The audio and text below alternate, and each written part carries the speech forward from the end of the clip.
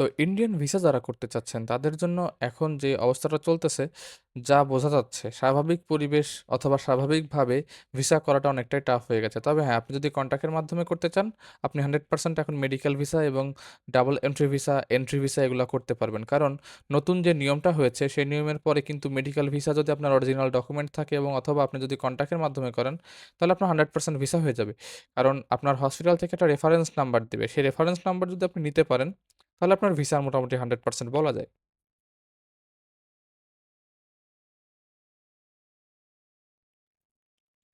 আসসালামু আলাইকুম ভিউয়ার্স। আশা করি সবাই ভালো আছেন। তো আজকে আমরা চলে এসেছি ইন্ডিয়ান ভিসা সম্পর্কিত নতুন কিছু আপডেট তথ্য নিয়ে। তো তার আগেই বলে রাখি, আমার সাবস্ক্রাইবারদের ভেতরে কিন্তু প্রতিনিয়ত ভিসা পাচ্ছে কন্ট্যাক্টের মাধ্যমে এবং অ্যাপয়েন্টমেন্ট পাচ্ছে রেগুলার। আসলে সবগুলো দেখানো সম্ভব হয় না। তবে আমি আজকে ৬ টা ভিসা এবং ২ টা ডেলিভারি স্লিপ দেখাবো যারা ১৬ তারিখে জমা করেছে। তাদের সম্ভাব্য ডেট দিয়ে দিয়েছে ২৪ তারিখে। প্রথমেই আছে এখানে একটি ডেলিভারি স্লিপ দেখতে পাচ্ছেন, এর সিরিয়াল নম্বর ১৯১৩।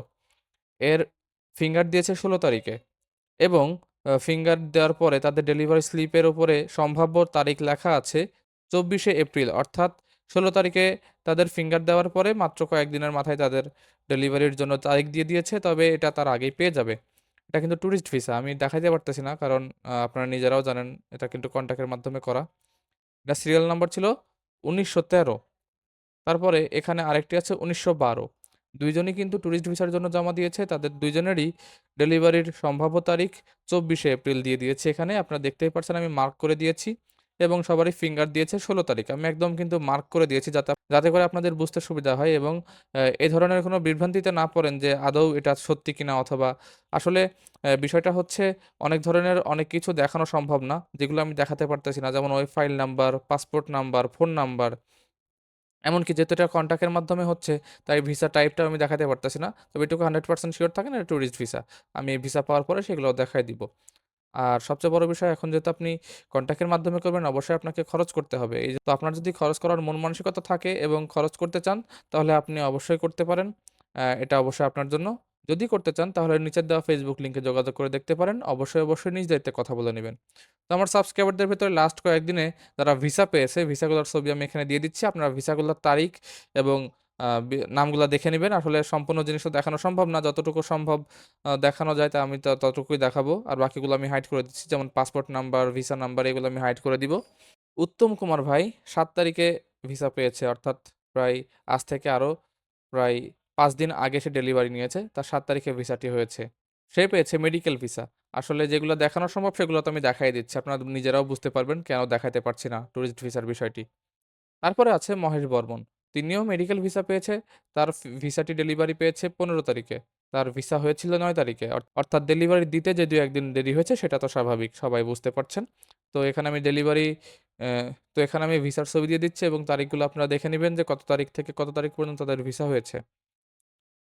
তারপর হচ্ছে এমডি জাহাঙ্গীর আলম। ইনিও মেডিকেল ভিসা পেয়েছে। ৯ তারিখে ভিসা হয়েছে, ১২ তারিখে ডেলিভারি পেয়েছে যত সম্ভব। মেডিকেল ভিসার জন্য সে আবেদন করেছিল এই এপ্রিলের শুরুতে, অর্থাৎ ঈদের ছুটির পরে। তারপরে আছে জিনিয়া আক্তার বর্ষা। তার মেডিকেল ভিসার জন্য অ্যাপয়েন্টমেন্ট ছিল এপ্রিল মাসের ৫ তারিখে। সে ভিসা পেয়েছে ৯ তারিখে, ডেলিভারি পেয়েছে ১২ তারিখে।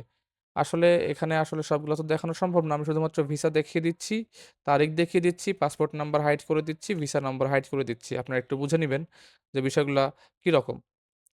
তারপরে আছে মালতী রানী। ইনিও মেডিকেল ভিসার জন্য অ্যাপয়েন্টমেন্ট পেয়েছিল এপ্রিল মাসের ১ম সপ্তাহে। পরে তার ভিসা হয়েছে ৭ তারিখে, ডেলিভারি পেয়েছে ১০ তারিখে। এর সঙ্গে এনার হাসব্যান্ড ছিল। তার ভিসাটাও হয়ে গেছে। সেটার ছবি আমরা এখনো পাইনি। তবে সেটা পাইলেও দেখায় দিব পরবর্তী ভিডিওতে। তারপরে আছে মুসাম্মাদ মাসুদা বেগম। ইনিও এপ্রিলের ১ম সপ্তাহে জমা দিয়েছে। ভিসা হয়েছে ৯ তারিখে, ডেলিভারি পেয়েছে ১২ তারিখের পরে। এনার হাসব্যান্ড আছে, তার ভিসাটাও আছে। তার মেডিকেল ভিসার জন্য তারাও চেষ্টা করছিল অনেকদিন যাবৎ। চেষ্টা করতে পরবর্তীতে আমার সঙ্গে যোগাযোগ করে আমি তাদের ভিসাগুলা করিয়ে দিই। আপনারা এই ছবিগুলা অনেকগুলা ফেসবুক পেজ অথবা ফেসবুকেও দেখতে পারেন। আসলে অনেকেই অনেকভাবে শেয়ার করে।